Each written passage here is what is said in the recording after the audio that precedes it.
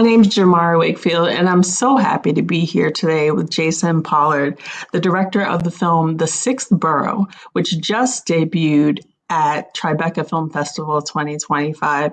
Jason, congratulations on your screening in Tribeca. It was packed. It was packed. Thank you so much. Yeah, it was packed. They were turning people away. It was a dream come true premiering in my home city, home state, and it was a great time. So it was Abs- good. Absolutely. My one of the things I really love about this film is that it gets right into it. Sometimes with documentaries, and certainly I understand different creative styles, there's this, maybe a surprise or reveal. I felt like this film got right into the complexity of being Black in Long Island. And so I'm really curious about how you approach balancing the celebratory tone of the music that comes out of that region with the sobering realities of suburban life for Black families in Long Island.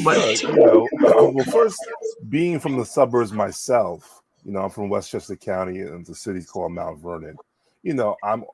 I'm well aware of the complexities of being Black and suburban.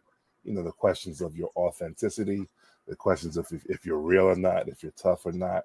Right? There's all these projections about Blackness and being in the suburbs. So understanding those complexities, that's why, as you said, I just want to jump right into it.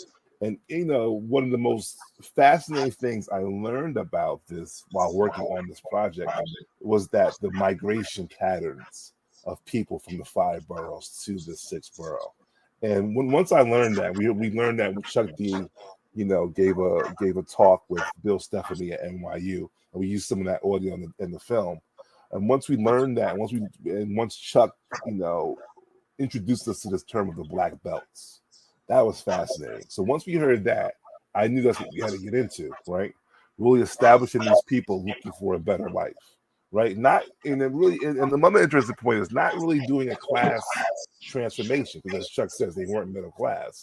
They were still working class. I would say upper working class, almost middle class, but just saved just enough to get more space, more room, to get out of the projects, of the city, to get out of the apartments of the city, to provide a better life for their kids, and those kids turned around and made this wonderful music. So, I always love that when I tell stories about us as a people, right?